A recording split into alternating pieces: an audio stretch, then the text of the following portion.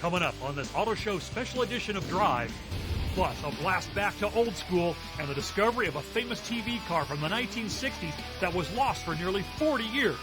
Now let's turn the clock back 40 years to find out the incredible story of whatever happened to one of the most famous TV cars of the 1960s.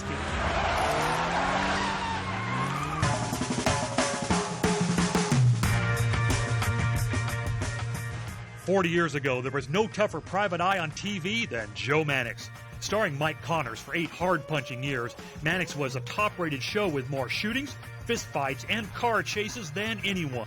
And thanks to its recent release on DVD, today's enthusiasts can see what made this TV series such a hit.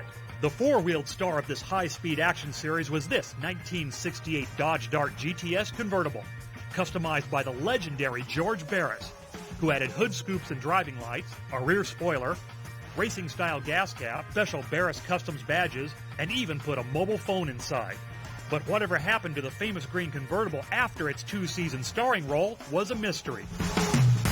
Then something miraculous occurred. A hiker in California's mountains stumbled across the car after it had long been abandoned. But he recognized by its custom styling that this was the Mannix car. So the restoration began. Now, almost like we had a time machine, we reunited Mike Connors with his TV car for the first time in 40 years.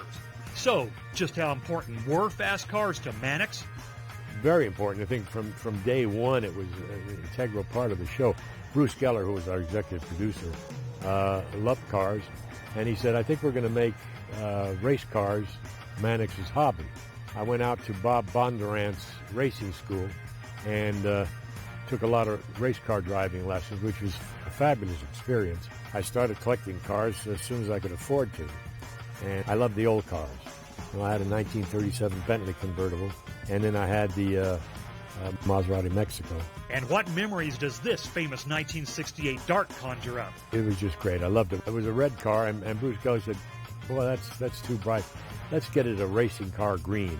And what about all those car chases that Mannix was famous for?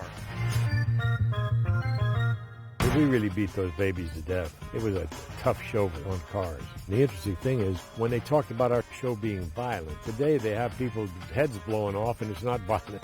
But why does Mike Connors think that Mannix remains so popular? The show was always believable. I think there was an honesty to it. I think that era was a great era of television. And I constantly get people saying they just don't do shows like they used to.